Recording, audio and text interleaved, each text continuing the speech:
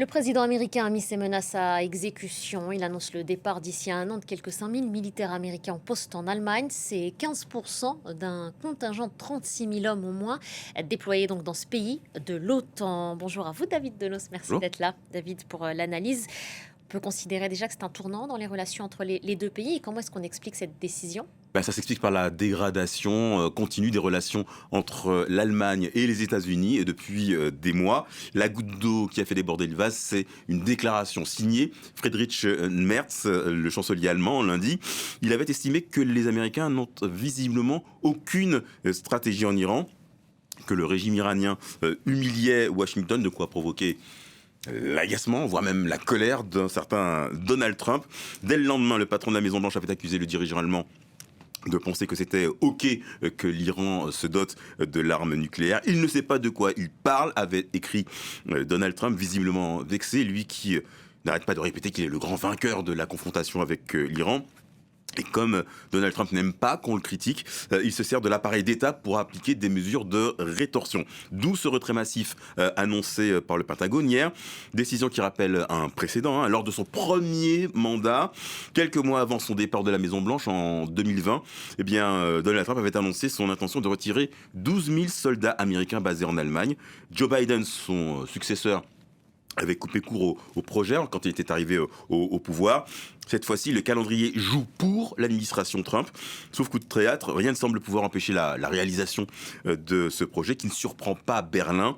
Tout à l'heure, dans un communiqué, Boris Pistorius, le ministre allemand de la Défense, a déclaré que le fait que des troupes des États-Unis se retirent d'Europe et aussi d'Allemagne était attendu. Fin de citation. Donc, quand il parle de retrait d'Europe, est-ce que ça laisse supposer qu'il va y avoir des retraits d'autres pays européens concernés? Outre l'Allemagne, l'Italie et l'Espagne sont également dans le collimateur de la Maison-Blanche. Après les propos de Donald Trump à l'encontre du pape Léon XIV, souvenez-vous, propos qu'elle avait qualifiés d'inacceptables, Giorgia Meloni a opportunément pris ses distances avec l'Amérique de Donald Trump, ce qui a permis à la présidente du Conseil d'aligner son gouvernement avec son opposition dans son propre pays. Le contre-coup, c'est que Donald Trump se dit désormais déçu par celle qu'il qualifiait il y a encore quelques mois de courageuse et remarquable.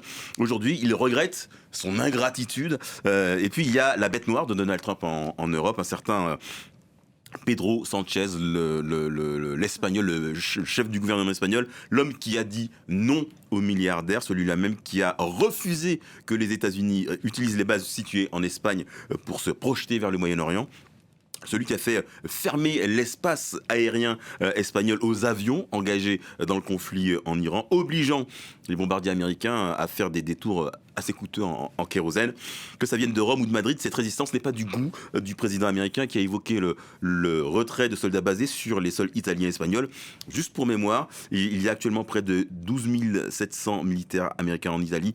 Ils sont un peu plus de 3 800 en Espagne. Donc moins de soldats américains en Europe, en quoi ce serait si grave?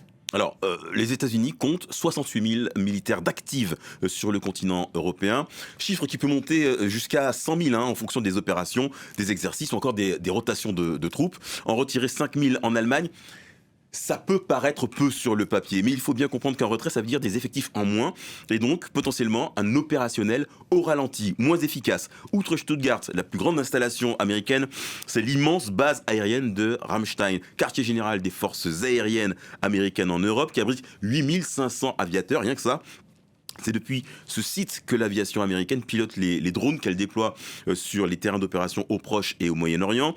Il y a les bases de Grafenwöhr, Vilseck et Honeifel, gérées par la garnison de Bavière. Ça fait partie du plus vaste centre d'entraînement militaire américain en Europe, tandis que la garnison de Wiesbaden abrite le quartier général des forces américaines en Europe et en Afrique. Le centre médical de Landstuhl est le plus grand hôpital militaire américain hors des États-Unis. Et là, je ne parle que de l'Allemagne. Dans toute l'Europe, on compte au total une trentaine de bases à proprement parler, une vingtaine de sites qu'utilise l'armée américaine. Bien entendu, un retrait signifierait moins de protection pour les pays européens, sans compter l'impact économique pour les régions concernées. Mais pas sûr que le calcul de Donald Trump soit réellement payant. Depuis la fin de la Seconde Guerre mondiale, et plus encore depuis la fin de la guerre froide, Le rôle de toutes ces bases, il a complètement changé. Elles sont devenues des plateformes avancées et des centres logistiques essentiels pour les opérations militaires américaines. C'est grâce à elles que l'armée américaine a pu se projeter vers des zones de guerre. Ça a été le cas en Irak, ça a été le cas pour l'Afghanistan, c'est le cas aujourd'hui pour l'Iran. Outre la facture non retrait, parce qu'il faudrait rapatrier ou redéployer des effectifs, et ce n'est pas gratuit. Et il faudrait que l'état-major américain revoie ses plans en termes logistiques, en termes stratégiques.